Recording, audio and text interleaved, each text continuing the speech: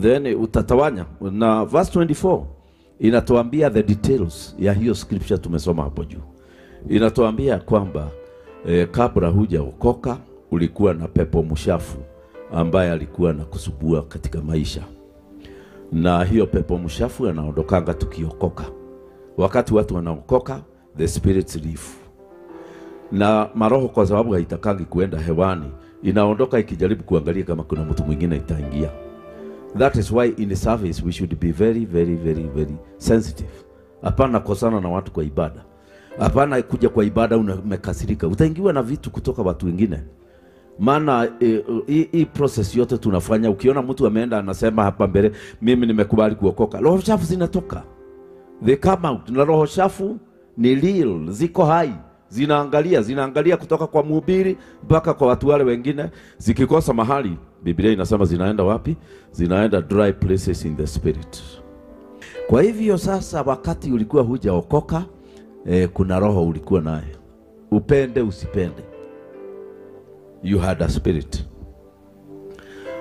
Everybody had hata mimi nilikuwa na spirit kabla sijaokoka. That spirit ilikuwa na sisi.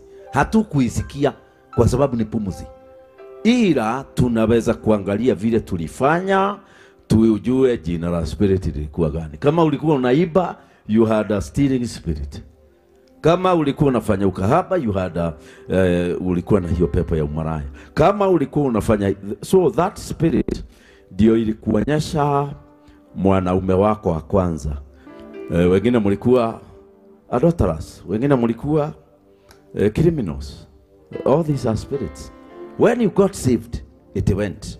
Lakini Biblia inasema pepo mshafu anapomtoka mtu anapitia mahali pasipo maji. Kwa hivyo ikikosa mtu wa kuingia hapo hapo, inaenda mahali hakuna maji. Inatafuta mahali pa kupumzika. Asipoona usema, yani anatafuta mtu mwingine ataingia. Mahali atapumzika hakuna. Maana roho ikikaa ndani ya mwili, it really enjoys. Inafurahi sana ikikutumia. Mara inaingia kwa macho, unaona na macho ya spirits, macho ya demon. Mara inaingia kwa mdomo, mara inakuforce kusema hivi, mara inaorganize mkutano wa family, ina take over, inaongea kwa mkutano wa family na watu hawajui ni spirits.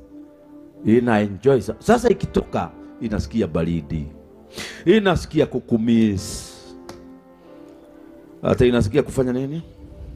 Yes, kukumiss. Inasikia imekumiss.